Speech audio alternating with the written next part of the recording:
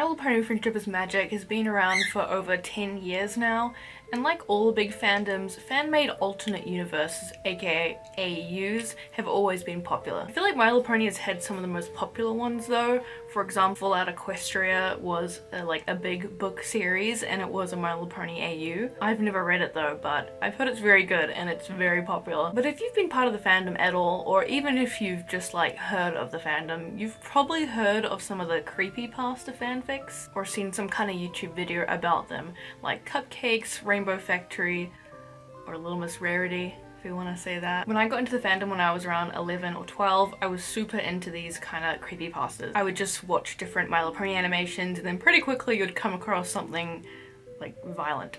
But I really liked those ones. I would show them to my friends and stuff, thought they were really cool. Because, you know, kids show but violent. Haha. Looking back now, I feel really bad for all the kids that were scarred for life by those, because I remember they would usually not make it look like it's gonna be something scary, so kids would click on it and then be like traumatized for life, which isn't cool. Like Smile HD and Cupcakes HD don't look like they would be horror videos. I don't think there's anything wrong with having AUs and creating stories based on these shows, you know, but I do feel like there should have been like more warnings in a lot of those, and like not as accessible to kids, because I feel like this was also early times where parents didn't know much about YouTube too, so parents weren't usually keeping an eye on what they were watching. I feel like that's gotten a lot better now though. Since I was so into these as a kid, I even made my own little My Little Pony horror stories with my My Little Pony toys, and for some reason they were really popular. A lot of those have like millions of views. It's my fun way of, you know, making my own stories and stuff. They weren't very good stories. Usually I didn't really have much of a plan for the story, I just kind of rolled with it, so they weren't very good. I don't know, horror series with My Little Pony toys is just kind of fun, you know? I feel like mostly it was like kind of the shock of it, but not really much of a story, you know? But why am I bringing this up in 2023, might you be asking? Wait, is it 20? Oh, it's 2024. It's 2024. Well, recently I have discovered there is a huge trend going on of My Little Pony in fiction AUs, where people are making these stories based around the My Little Pony universe getting some kind of in fiction, and I've been finding them fascinating. They're all over TikTok. I saw one and now that's all I see, and I just scroll through them and they're so interesting. I love them. And I wanted to make a video about it because I noticed that a lot of these are based off real episodes from My Little Pony.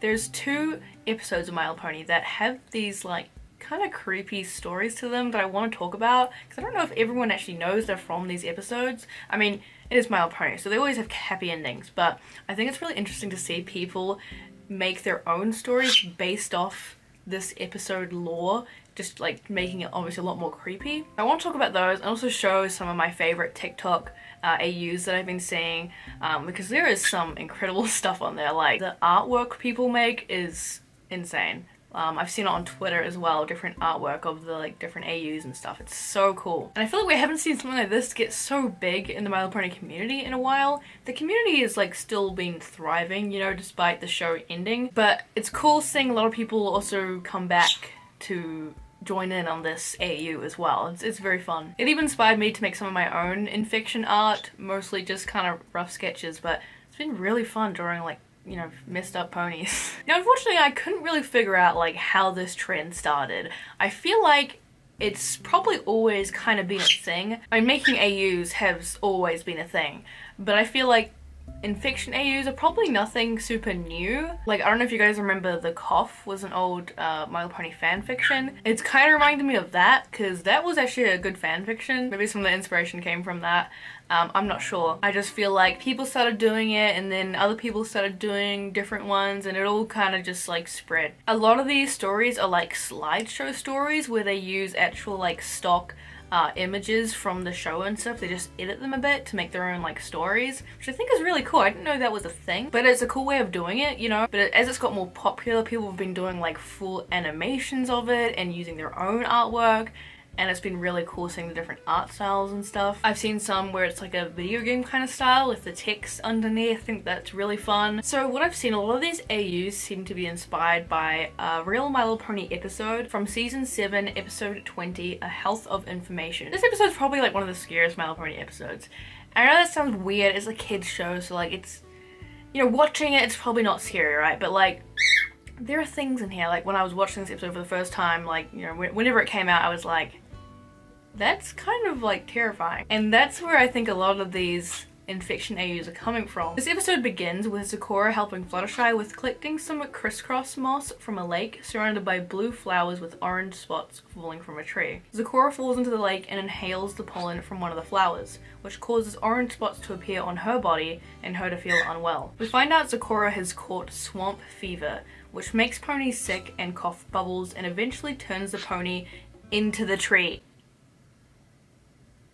Into the tree. Unfortunately, very little is known about the disease, except, of course, its symptoms. Change of coat, coughing bubbles, shock sneezing, confusion, and the last stage, the afflicted turn into the very trees that drop the disease-spreading flower. They even have like a picture of that. That's like terrifying. Hello? We just gonna like brush over that there's ponies out there that have turned into a tree? I'd like to be a tree. And there's no cure. So somewhere in the Everfree Forest, there are trees that just might look a little bit off because there are actually ponies living in there.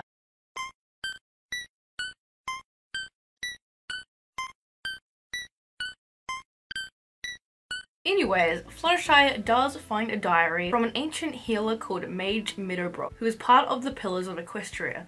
Mage Meadowbrook discovered the cure, which is flash bee honey. Fluttershy ends up also catching swamp fever, but eventually she figures out how to get the honey from the bees using Mage Meadowbrook's mask and cures everyone. You can see Sakura was even growing leaves and branches by the time she was cured, so she was pretty close to turning into a tree. I know. Yeah, my bird's even like shocked by that. So of course, it's a My Little Pony episode, it has a happy ending, and watching it, it's probably a bit more lighthearted than I'm making it out to be. It still feels like a creepy episode. I wonder if we can look back at any episodes and see if there are like any trees that are shaped like ponies. I like to think that like in an AU, maybe the bees like kind of die out and then they can't get honey as the cure anymore, so the disease just spreads over Ponyville and they all turn into trees. I'm not at all surprised that people are turning this into a horror AU, but obviously using those AUs, the ponies become a lot more violent and creepy and, you know, bite other ponies to spread the disease. And a lot of them have their own takes on it, which I think is very cool. My favorite one, I think, is by this TikTok creator. Her name is Chloe. She's made some incredible like art TikToks, and genuinely a lot of these have like creeped me out. Like I feel like I'm gonna see these in my nightmares. This one that just looks like breathing trees that look like ponies is like crazy. Like I don't know, I just kind of feel like the energy from that. It's terrifying. She also has made like her own AU like takes on the stories. The Shining Armor one is terrifying.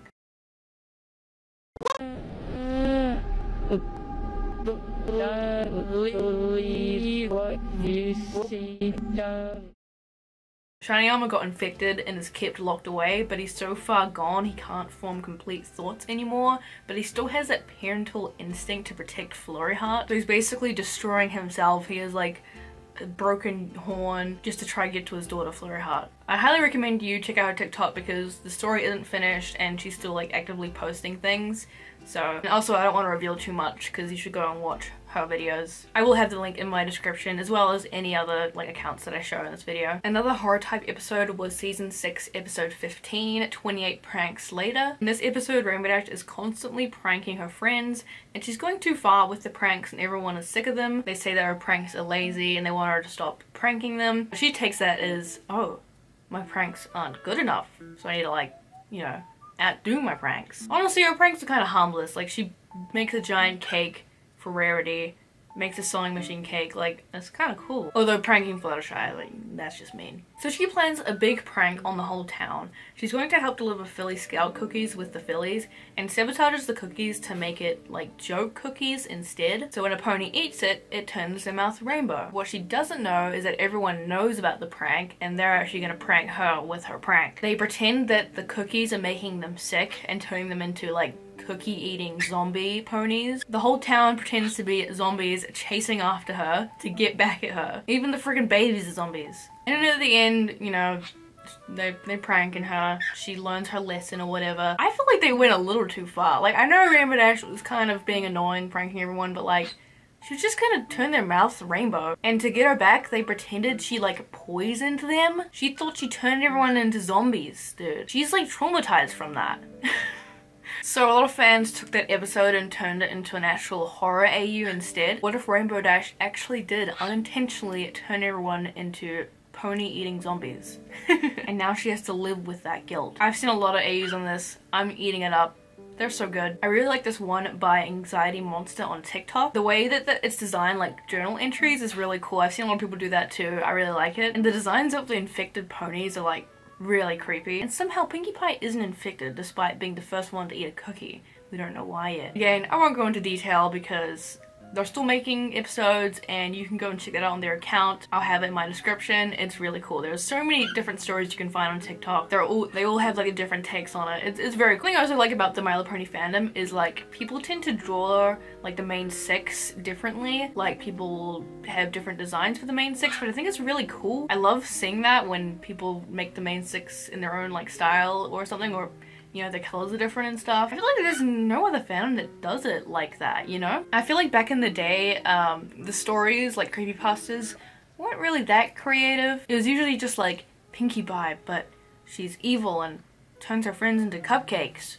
Ooh! Rainbow Dash is evil and turns her friends into rainbows. And I guess, you know, I do have my own AUs for these too. Pinkie's Revenge and Rainbow Factory series I made. They were very different to the creepypastas. And they weren't very good. But people still ask me to finish Rainbow Factory 7 years later. I think it's really cool seeing this trend. It's cool to see, you know, the fandom still like living and thriving and doing things like this even though the show's finished. I have even seen some G5 versions of the trend as well, which is fun. I do like G5. But it does seem like people have kind of more fun and freedom in the fandom now. I don't know, I just feel like it got kind of a lot more chill after the show ended and like a lot of people kind of left the fandom. It got kind of a lot more tolerable. A lot of like the weirdos kind of left, you know what I mean? So I've been finding this trend really fascinating and I'd love to hear what you guys think about it. Like if you've seen any cool AUs on TikTok that you want to share, go ahead. I feel like this is going to be something we're going to look back on in a few years and be like, that was an interesting era.